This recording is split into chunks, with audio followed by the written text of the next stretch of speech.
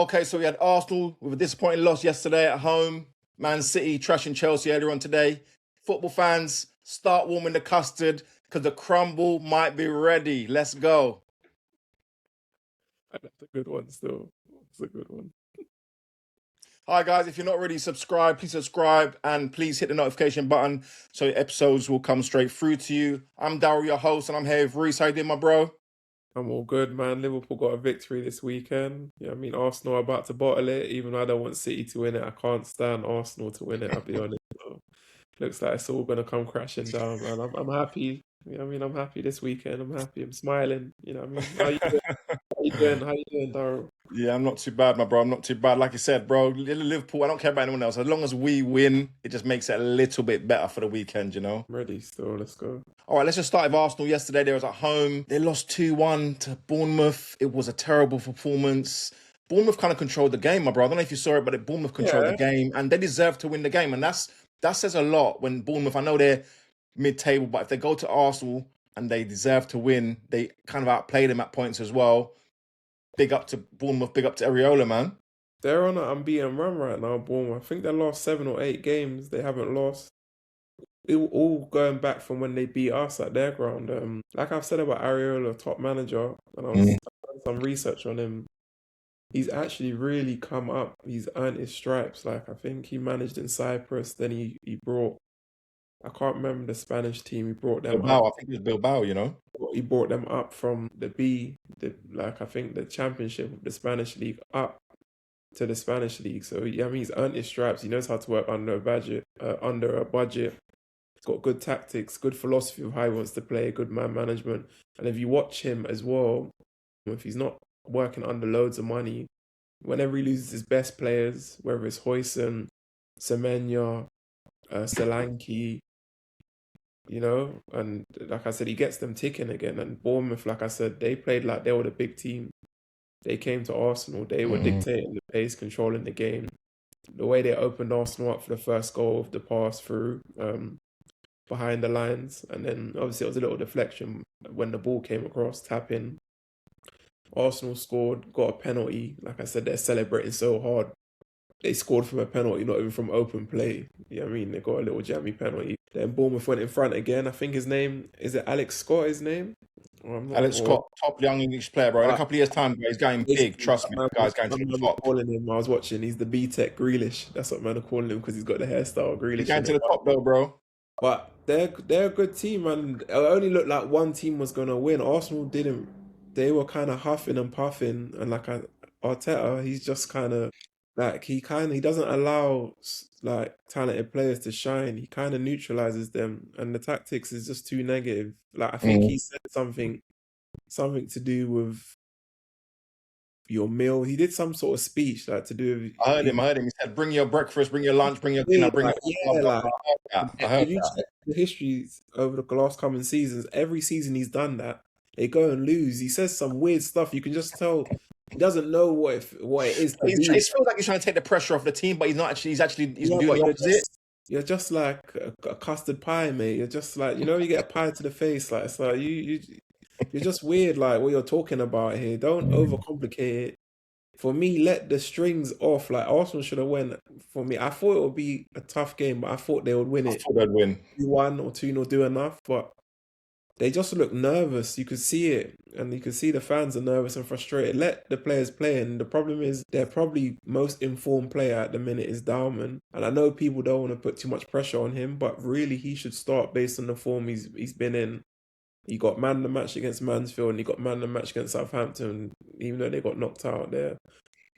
Eze should have started. You're playing Havertz. Jokeres start because he's in form. You're playing Havertz. You're playing defensive with Zubamendi and Rice, two holding fielders when you're at home at the Emirates against Bournemouth. Like it's not good. You're not going for the game. Like it's just like I said, these tactics, huffing and puffing and ultra defensive. For me, it potentially could work, but it looks like you could see all the momentums of City now. And like I was saying to you before, and I do think City's going to win it. Now these tactics is not working. Like for Arsenal, for me, you got a better manager would be getting more of a tune out of these players because they've got some good players there. But when you look at their depth, there's some guys there compared to City. You look at Trossard or Madueke, not good enough. Martinelli, not good enough.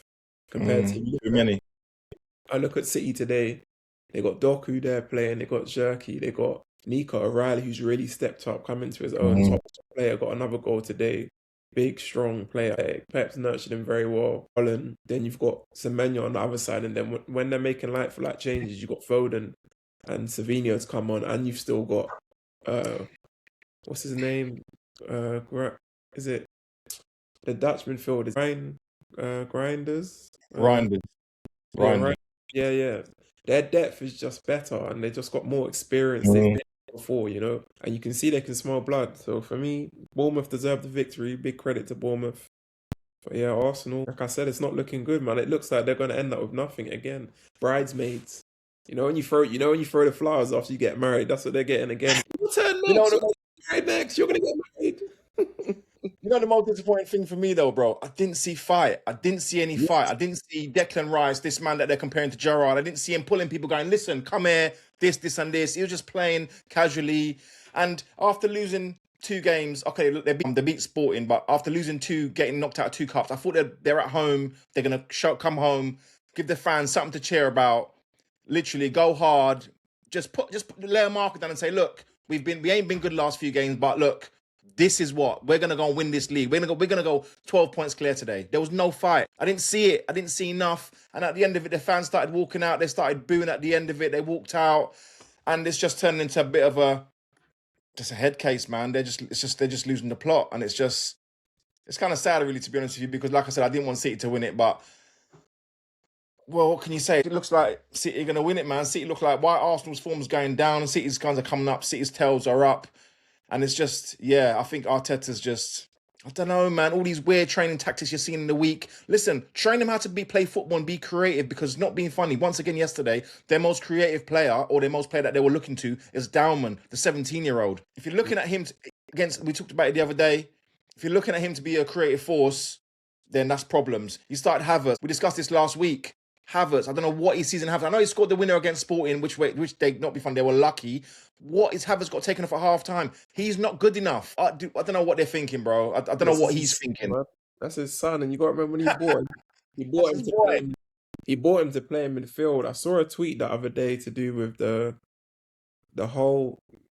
I think it's to do with the Arsenal young team, the Hell's End. I think they're called Hell's End. They were talking about.